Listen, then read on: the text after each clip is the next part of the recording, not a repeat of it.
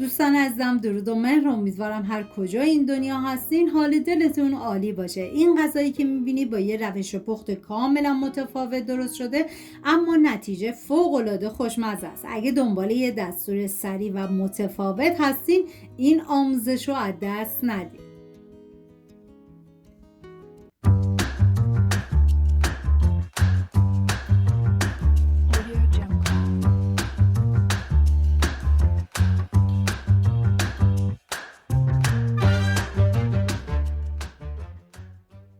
داخل تابه مقداری روغن و مقداری کره میریزم. سعی کنید که حتما از کره استفاده بکنید چون طعم مرغ فوق العاده خوشمزه تر میکنه. بعد از اینکه داغ شد 4 عدد ران مرغ رو نصف کردم، گذاشتم داخل تابه. زمان میدم تا یه سمت مرغ سرخ بشه.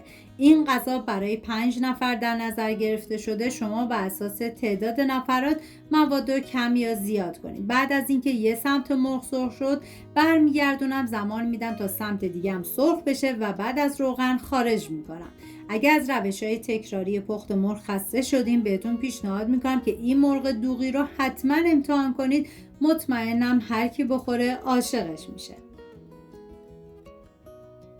و بعد از اینکه مرغ سرخ شد من گذاشتم داخل قابلمه و به ازای هر یک عدد ران مرغ باید 200 تا 250 میلی لیتر دوغ اضافه کنید که شما از هر نوع دوغی که دوست دارین و سلیقتون هست میتونین استفاده کنید.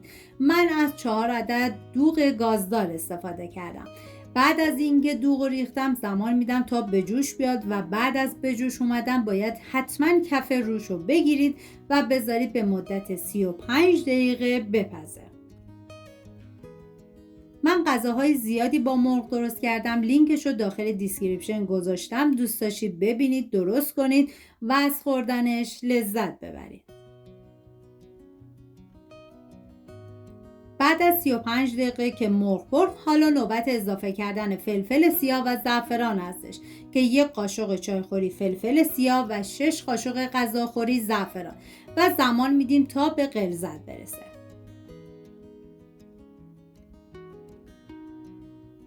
خب اینم از غذای ما. نتیجه همین شد که میبینید. از یه ایده خیلی ساده رسید به یکی از خوشمزه ترین غذاهایی که این مدت درست کردم. امیدوارم درست کنید و در کنار خانواده از خوردنش لذت ببرید.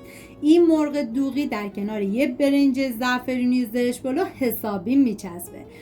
سپاس از همراهی همیشگیتون. تا ویدیوی بعدی مراقب خودتون و خوبی هاتون باشید. تا درودی دیگر، بدرود.